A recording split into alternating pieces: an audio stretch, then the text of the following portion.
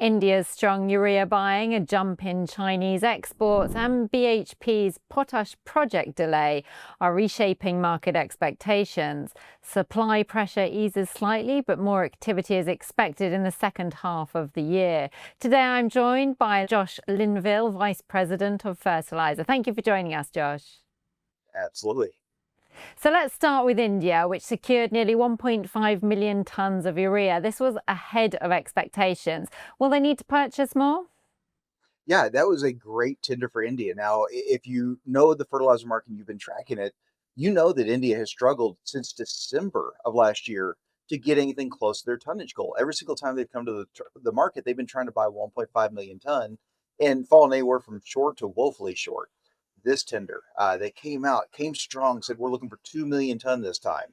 And a lot of participants in the marketplace thought you're going to struggle to get to a million ton, not an excessive amount of tons that were offered. The time of year, the market feeling like it kind of had India backed into a corner. And all of a sudden, the first rounds of awards, 1.2 million ton. They extended the window for negotiations, then 1.3, and then the final number of 1.5. Yes, it's short of 2 million ton goal, but 1.5 is so close to what they had done that should give them some breathing room. It should give them a decent injection of supply as they get nearer to their application season. And with a solid monsoon season going, they needed this. Chinese urea and phosphate exports in June surged. Tell us more about this. Yeah, surge is an interesting term. It always depends. Surge is kind of indicative of where you started from, right? And China has not done much of anything for the first part of the year. When you look at January through May, and I'm going to use my little cheat sheet here, urea, January through May cumulative total only 11,000 ton. This is a nation that normally exports between 5 and 5.5 million ton. They'd only done 11,000 tons, so it surged to 66,000 ton. That 66,000 looks tremendous, but a first half cumulative year, 77,000 ton is still well short, but this is something we are watching. China has said we are intending to export 3 million ton of urea this year. That means there's a lot of tons that still need to flow July through December. And frankly speaking, November, December, we expect things to slow down as they prepare for spring season. So that should all of a sudden put even more tons in a shorter time frame. And then phosphate, January through May, the total is only 184,000. Again, a nation that normally exports 8 to 10 million ton. June came in at 672,000 ton. Fantastically higher number than what they've done so far this year.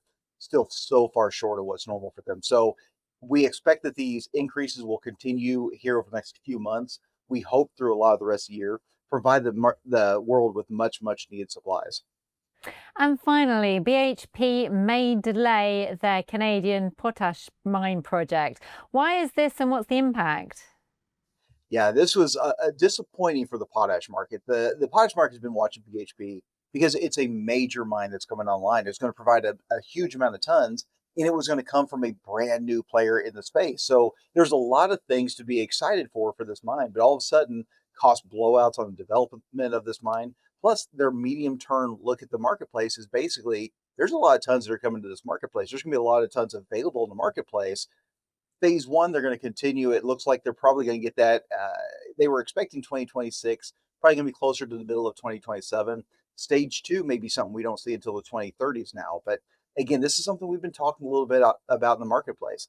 Potash looks very well supplied out there. And all of a sudden, you've got one of the biggest miners in the world saying, yeah, our outlook's the same.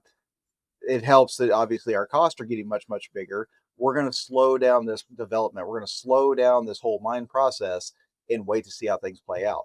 Still expect to see them online. It's just going to take longer. Well, thank you so much for your analysis once again, Josh. Great to speak to you. All right. See you too. For more videos like this, please do like and subscribe.